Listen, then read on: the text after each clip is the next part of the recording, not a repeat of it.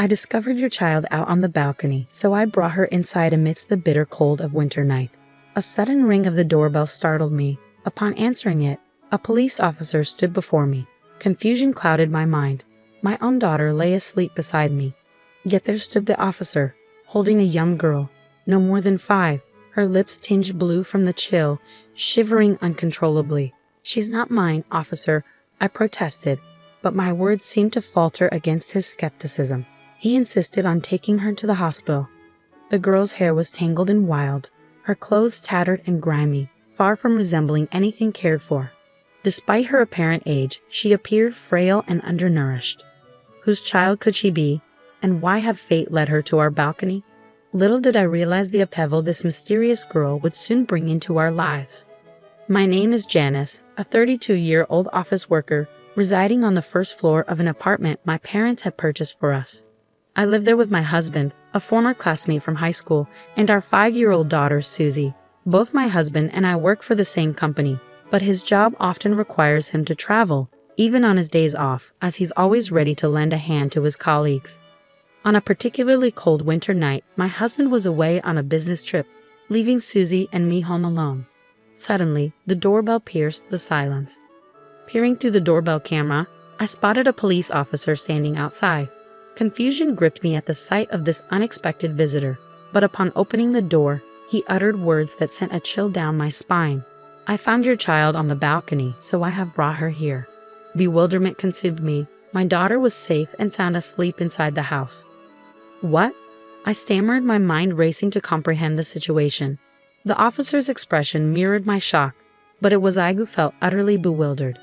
How had a child ended up on our balcony while I was unaware, sound asleep?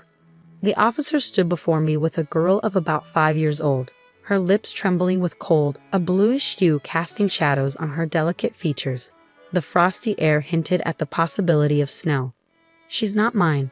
I don't know her," I insisted, but doubt lingered in the officer's eyes even after my words. "Nevertheless, I'm taking her to the hospital," he declared firmly. Moved by the sight of the shivering child, I hurried to fetch a warm blanket from the depths of the room and enveloped her fragile frame within its comforting embrace. Her tiny hands, icy to the touch, clenched with a silent resolve, while her tearful eyes remained stoic, her lips quivering in silence. Her disheveled hair and stained clothes, riddled with holes, bore witness to neglect, hinting at a life marred by hardship. She appeared painfully thin and unnaturally pale, evoking a wave of compassion within me. Who was she? And what cruel twist of fate had led her to our balcony? The questions weighed heavily on my mind, each one accompanied by a pang of empathy for a child of the same age as my own daughter, enduring such suffering. Sleep eluded me that night, consumed by worry for the mysterious girl's well-being. A warning rang out, prompting a call from my husband. "Anything out of the ordinary while I was away?" he inquired. "Actually, yes. There was a peculiar incident involving a young girl on our balcony. The police intervened and took her to the hospital," I replied, taken aback by the unexpected turn of events. "Why didn't you look after her yourself?" he questioned, his tone edged with surprise. "What? She was a stranger. What could I do?" I defended, feeling the weight of his accusation. "But you're a mother too. You could have offered her comfort instead of involving the police," he countered sharply. Confusion clouded my thoughts as his sudden anger caught me off guard. How did he know the girl's age? We hadn't discussed such details. Seeking clarification, I pressed him for answers, but his response lacked coherence. "Actually, she's the daughter of an acquaintance. Her mother is absent, and I felt compelled to help," he admitted, his tone softer now, tinged with remorse. "But yesterday, you seemed intent on taking care of her," I protested, struggling to make sense of his conflicting actions. "Wait, you weren't on a business trip," I exclaimed, my disbelief mounting with each revelation. "You need to explain everything clearly," I demanded, my frustration simmering beneath the surface. Though he offered apologies, I struggled to reconcile his actions with leaving a vulnerable child unattended on our balcony, exposed to the merciless cold. Even if he had dressed her warmly, the risk of harm loomed ominously. "So what's going on? Where are you?" My husband's voice crackled through the phone, claiming he was in the midst of searching for the girl's mother. Yet, a sense of unease gnawed at me. His words felt evasive, as if concealing something deeper. Upon his return from his business trip, he offered vague explanations, retrieved the girl from the police, and unsettlingly left her in my care. "Did you locate her mother and her father?" I probed, seeking clarity amidst the murky waters of uncertainty. Not yet. As for her father, I'm not sure," he mumbled, his responses lacking conviction. "And this acquaintance you mentioned?" I pressed, desperation creeping into my voice. "Just someone I know casually. Let's leave it at that." "I'll be heading out on another business trip soon," he deflected, his words failing to assuage my growing apprehension. "Wait a minute, what about the girl?" I implored, but my husband brushed aside my concerns, departing without a backward glance, leaving the girl behind in his wake. A sense of foreboding gripped me, propelling me to delve into his belongings, where I stumbled upon something concealed within the inner pocket of his suit. Shock coursed through me as I absorbed its contents, prompting an urgent call to my husband, yet my efforts to reach him proved futile. In the midst of my turmoil, I suddenly became aware of Susie and the little girl, their eyes filled with trepidation as they gazed up at me, waiting for answers. What's your name?" I asked gently, sensing Ashley's nervousness as she responded in a timid voice, revealing she was the same age as my daughter, 5 years old. A warm smile graced my lips, but to my surprise, Ashley's initial shock melted into cheerful laughter, her small frame shaking with mirth as she clutched her grumbling stomach. "Feeling hungry, huh?" I inquired, receiving an eager nod in response. With quick hands, I prepared Hawaiian plate lunches for both my daughter and Ashley, their curious eyes fixed on the unfamiliar meal. Without hesitation, they dove in, their enthusiasm mirrored in the speed at which they devoured the food, leaving their faces adorned with streaks of sauce. As I reached for a tissue to wipe Ashley's face, she recoiled, hands flying to her head in a protective gesture that sent a shiver down my spine, unsettling me in its abruptness. "It's okay, sweetie. I'm just going to clean your mouth," I murmured gently, watching relief wash over Ashley's face as she turned toward me. With a soft touch, I wiped away the sauce, prompting her to resume eating her Hawaiian plate with newfound comfort. Once her meal was finished, her expression radiated contentment, signaling it was time to address Ashley's unkempt state. As I began to undress her for a quick shower, a sharp gasp escaped me at the sight before me. "What's this?"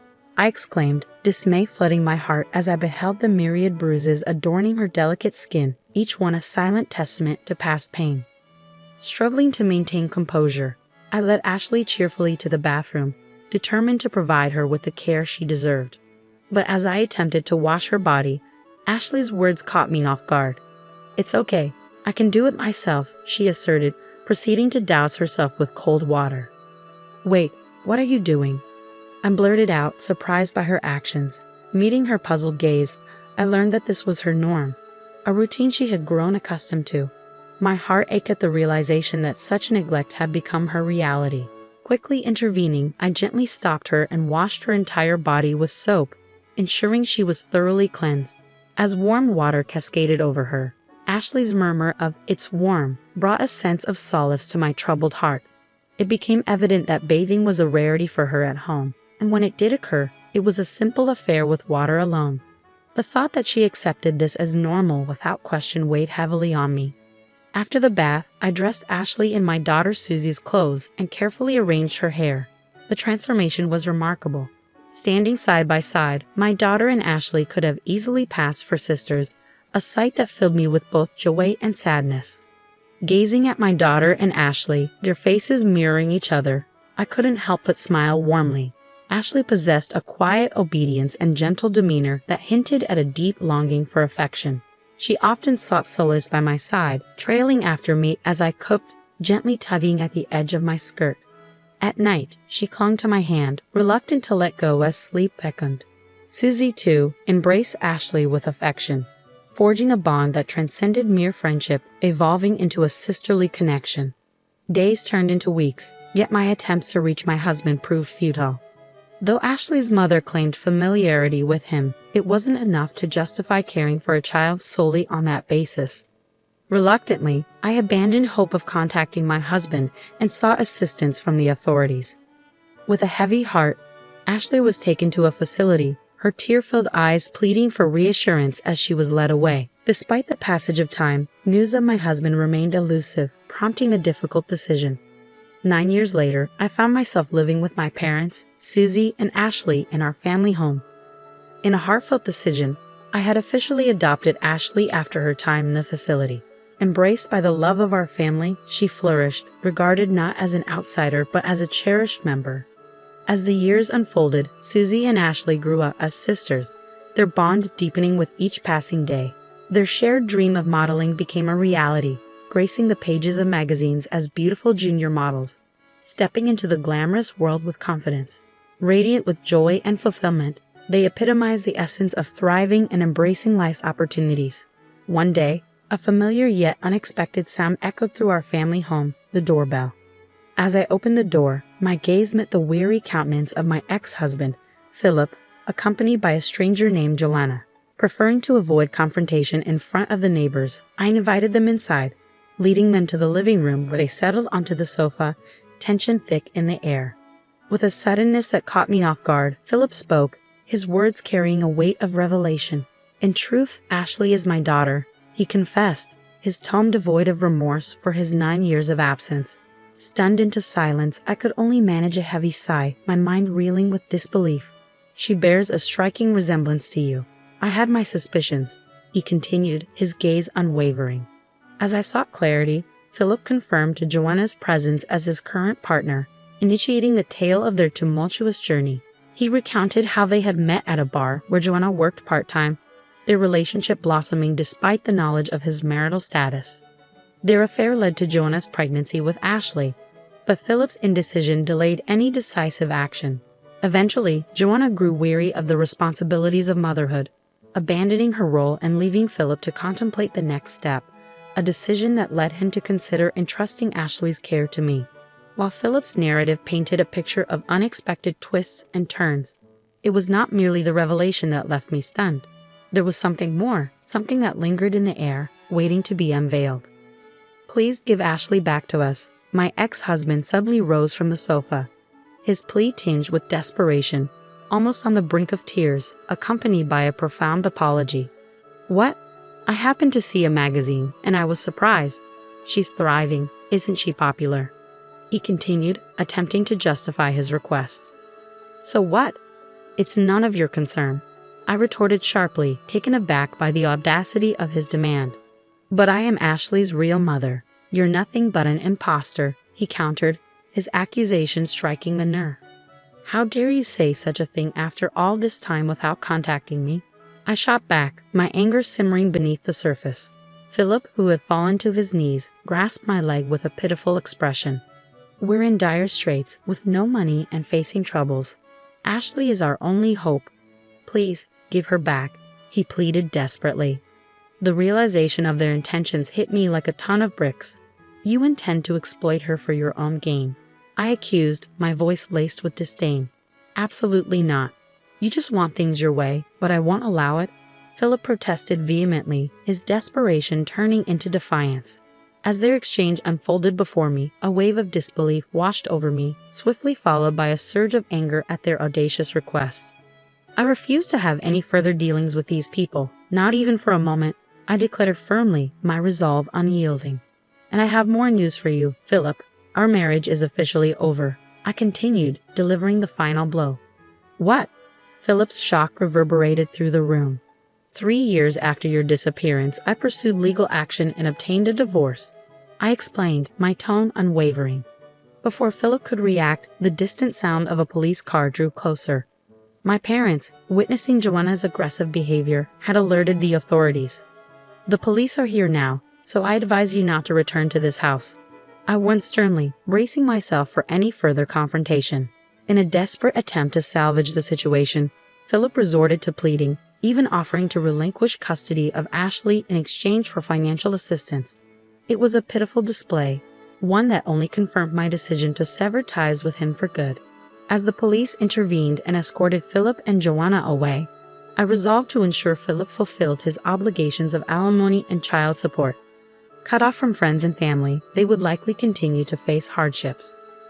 Despite the chaos and upheaval, the once frightened little girl had blossomed into a remarkable young woman. With her by my side, along with the unwavering support of my parents, I looked toward the future with renewed optimism, embracing the dreams that lay ahead.